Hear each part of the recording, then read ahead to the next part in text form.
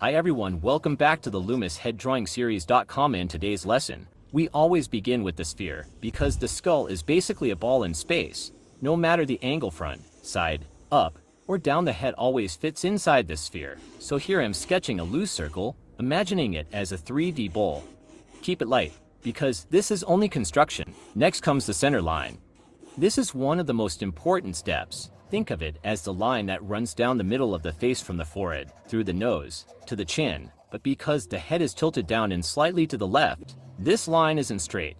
It curves around the sphere. Extend this curve downward into a straight line so we can anchor the chin later. This line will control the tilt of every feature. Now let's place the brow line, draw it across the center line, wrapping around the sphere. Since the head is tilted downward, notice how the line curves down as it moves away from us. Below it, we set the nose line. It sits right on the bottom edge of the sphere and runs parallel to the brow line, above the brow.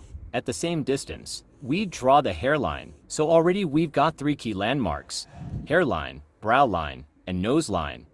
These divisions give us the upper third, middle third, and lower third of the face. Now let's mark the chin line. Because the head is looking down, the chin comes in a bit closer, shorter than it would be in a front view. Now, imagine slicing off the sides of the sphere.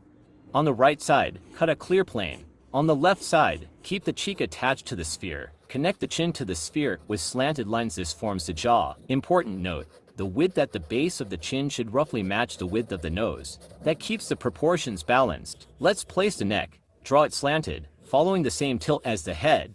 Never draw the neck straight down unless the head is perfectly upright. Now the ears. They sit between the brow line and the nose line, always following the tilt. So here, they're angled slightly downward with the face. Next, draw the eye line. It's parallel to the brow line and placed about 1/3 of the way down between the brow and the nose line, inside the ears. Add a few details, just enough to give structure. From the ear, build up the hairline. Remember, hair doesn't stick directly to the skull, it sits slightly outside the sphere.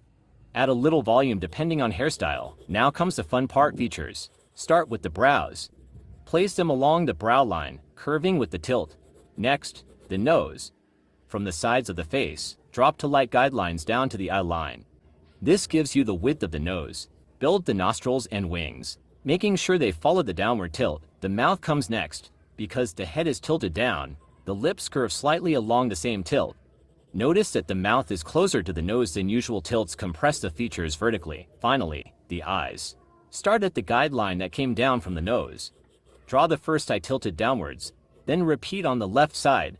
Adjust the brows to fit naturally above. Now refine the jawline, darken the center line, and add light shading under the brow and nose to reinforce the downward tilt.